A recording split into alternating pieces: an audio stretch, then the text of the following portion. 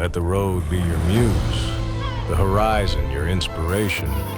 Unveil the beauty of the unknown and let your passion guide you.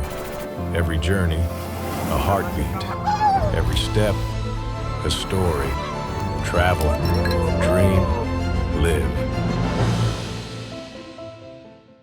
What's up les amis, j'espère que vous allez bien. Nouvelle vidéo aujourd'hui, je vais tester The-Answer Pro, émulateur de film et un outil de color grading ultra puissant, mais qui est aussi ultra simple à utiliser. On va voir tout cela dans cette vidéo qui va être un petit peu une prise en main, voir les fonctionnalités et voir ce qu'on peut faire avec ce plugin. The-Answer Pro, c'est un plugin qui est compatible avec la plupart des logiciels de montage vidéo comme Adobe Premiere Pro, Final Cut ou bien DaVinci Resolve. En fait, c'est un outil qui va nous permettre de faire du color grading en un clic, mais c'est avant tout un émulateur de film, c'est-à-dire qu'on va avoir des rendus vintage, des rendus de pellicule et aussi d'autres options comme tout ce qui est par exemple les grains et des overlays, le bloom, voilà, enfin on va voir justement tout ça à travers cette vidéo. On va aussi parler de l'application mobile qui va reprendre les mêmes fonctionnalités mais cette fois-ci sur mobile, et à ce moment-là c'est vraiment intéressant parce que pour ceux qui font de la création de contenu qui n'ont pas tout le temps leur ordinateur avec eux, bah, on peut avoir des résultats assez sympathiques pour publier directement en story ou en reels ou voilà. L'intro de la vidéo ainsi que ce facecam est fait avec The-Answer Pro. Je parle bien évidemment du color grading. The-Answer m'ont offert le plugin pour le tester et de faire cette vidéo YouTube, donc je suis libre de dire ce que je veux. J'envoie pas cette vidéo à eux pour qu'ils la valident ou pas, donc c'est un avis honnête et voilà, je voulais quand même le préciser. Là je suis sur DaVinci Resolve, on va faire le test sur ce logiciel. Donc ici en fait c'est la timeline de la vidéo d'intro. Alors on va voir comment ça se présente. Dès qu'il y a le node, je vais en créer une nouvelle. On va dans recherche, tape The-Answer Pro, tac. Dès qu'on l'ouvre, on atterrit sur cette page. Donc on va voir un peu tout ce qui se passe ici. Donc on a le input, donc ici la source. Là ils me mettent Rec 709. Alors ici je vais vraiment essayer de faire le truc simplement. En fait normalement quand on a notre fichier en log, bah, en fait on fait tout ce qui est voilà, contraste, saturation, balance des blancs et tout. Et après on peut passer directement à The-Answer. Mais là je vais vraiment le faire de manière ultra méga simple. C'est qu'on va éviter de faire toute la partie contraste et tout. On va directement faire tout de A à Z avec The-Answer. Parce que justement ce qui est cool, c'est que dans les inputs, là ma source c'est pas du Rec 709, comme vous pouvez le voir c'est du fichier Sony S-Log 3, filmé avec la VX3. D'ailleurs c'était en Espagne à Benidorm. Donc ce que je vais faire c'est que dans l'input, la source, je vais aller choisir, enfin on a plein d'options ici, je vais aller choisir Choose Camera. Là je vais sélectionner Sony. Donc vous pouvez voir il y a plein, il y a toutes les marques en fait quasiment. Et là il me dit caméra, bah je vais choisir FX3. Alors elle est où la FX3? Elle est juste ici. Et le format, donc moi généralement je shoot en S-Log 3, S-Gamut 3.ciné. Donc voilà. Donc là je suis sur le bon input et si vous pouvez le remarquer, en fait ça a mis le bon contraste, le bon, les bons réglages. Ce qu'on peut voir ici, c'est qu'en fait, il nous donne la possibilité de... Je vais juste enlever ça, voilà. On peut quand même gérer tout ce qui est exposition, température, voilà.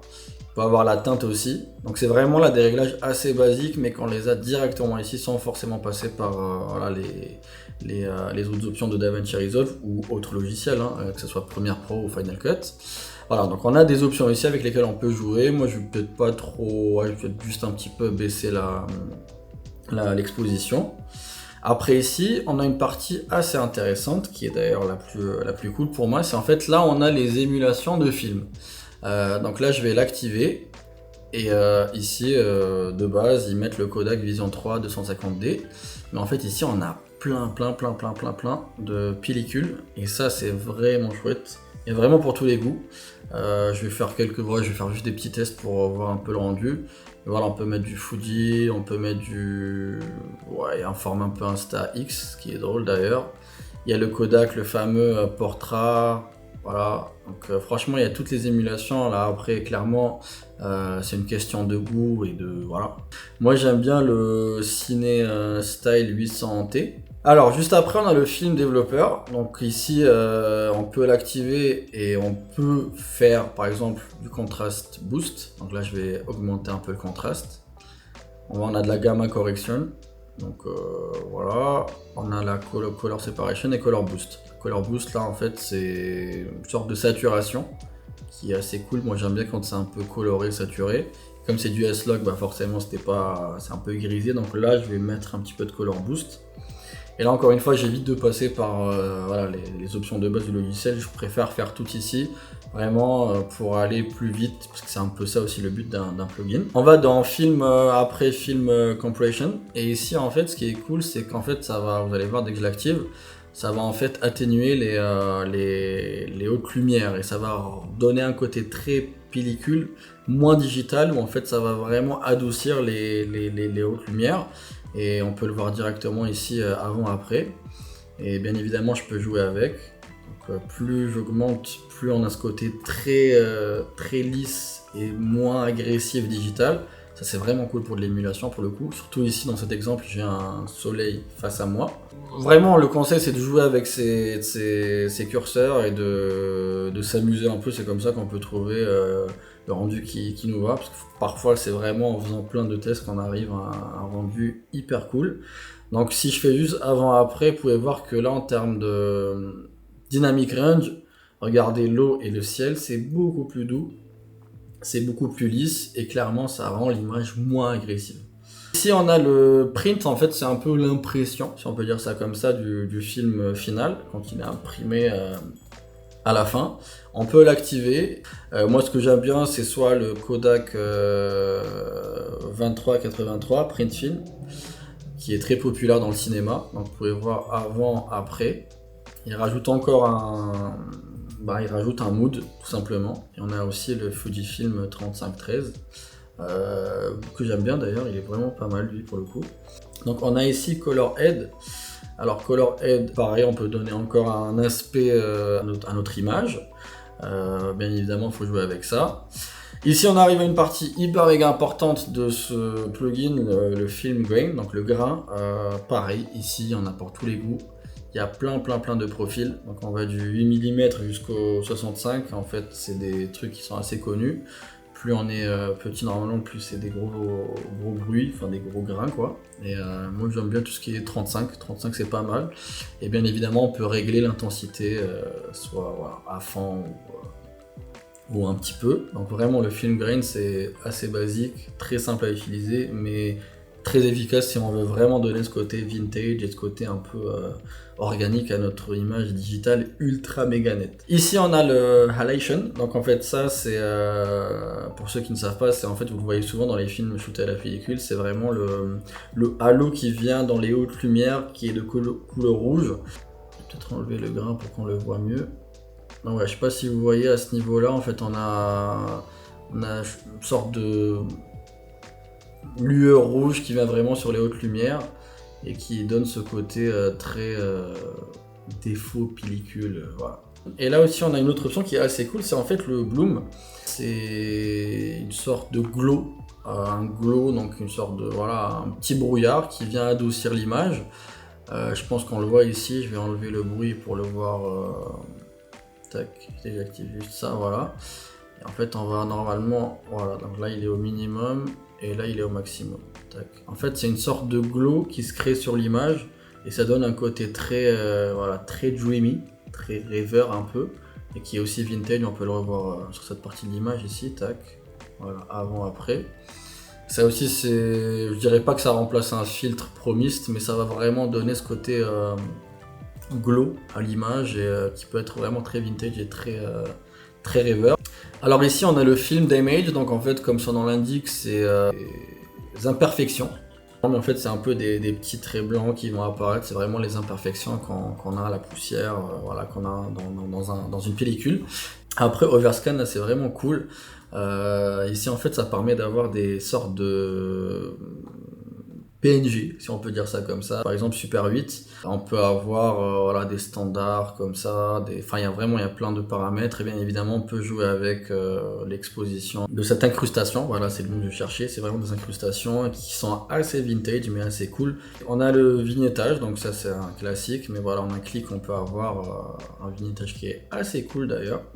Ça va assombrir ou alors éclaircir, mais le côté de l'image avec plein d'autres options. On peut aussi à la fin, par exemple en enlevant le grain et tout, sortir une lutte, c'est toujours hyper intéressant. Juste en un clic, on va exporter une lutte qu'on va utiliser sur d'autres vidéos du coup. Moi une fois que j'ai fait le travail sur, donc on peut voir le avant, après, je vais mettre en grand écran, avant, après. Vraiment ce côté où ça adoucit l'image, c'est vraiment génial. Avant, après. Et une fois que c'est fait, je vais le dupliquer sur d'autres vidéos. Et à ce moment-là, voir ce rendu un peu partout. En tout cas, voilà, toute cette vidéo a été faite avec ce que je viens de faire ici. Ces réglages-là, je l'ai exporté, je l'ai dupliqué et ça m'a donné toutes ces belles couleurs. Et clairement, le tout en quelques clics. Bon, là, c'est une vidéo où je vais vraiment étape par étape, même si je vais pas trop dans le détail, mais juste pour vous dire qu'en voilà, en 2-3 clics, on arrive à avoir un rendu qui est assez cool. Et là, par exemple, voilà. Ça donne vraiment ce côté très cinéma, voilà, en 2-3 clics.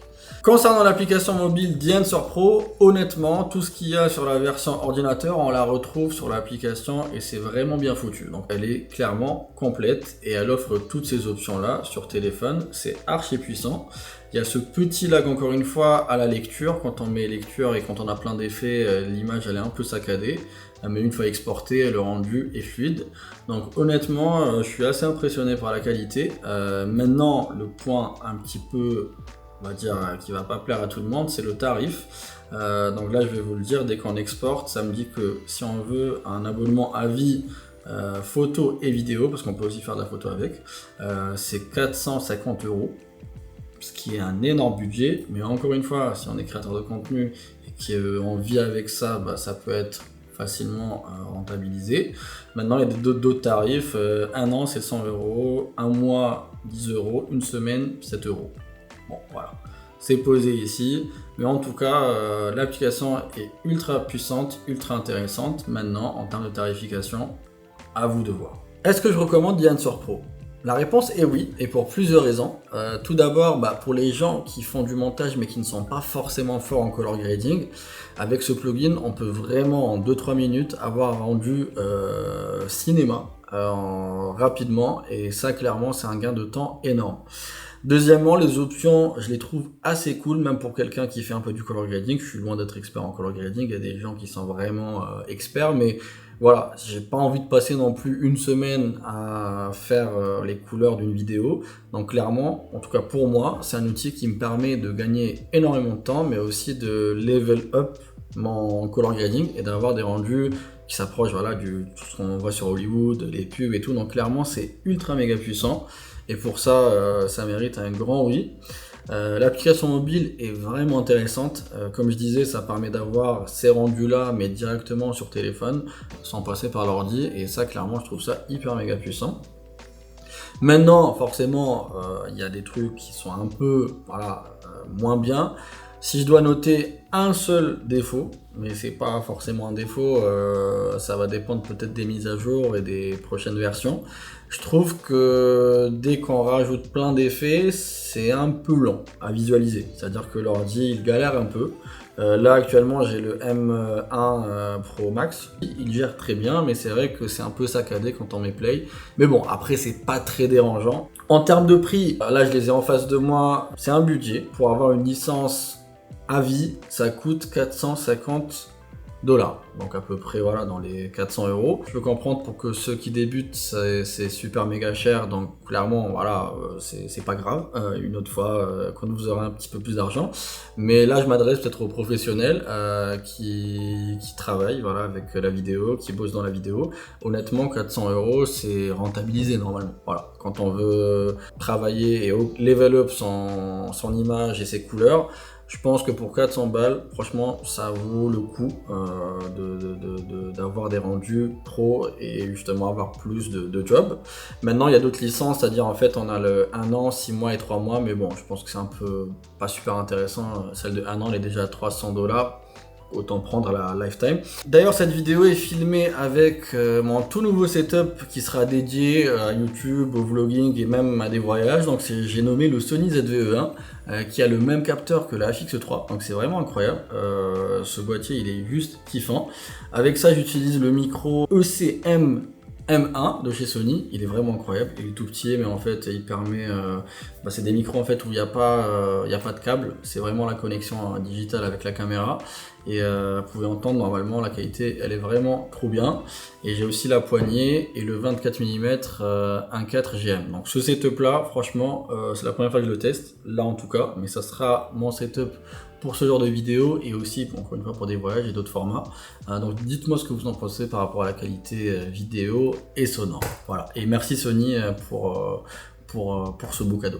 Nous arrivons à la fin de la vidéo. Pour ceux qui sont restés jusqu'à la fin, merci beaucoup, ça fait plaisir. Et puis je vous dis à très bientôt. Mais avant de vous laisser, je vous invite à laisser un petit commentaire pour me dire si ce genre de vidéo vous intéresse. Je pourrais en faire d'autres éventuellement par la suite. N'oubliez pas de laisser aussi un like. Ça fait plaisir, c'est la récompense, c'est gratuit et bien évidemment l'abonnement. Je vous dis merci beaucoup, à la prochaine, portez-vous bien. Ciao.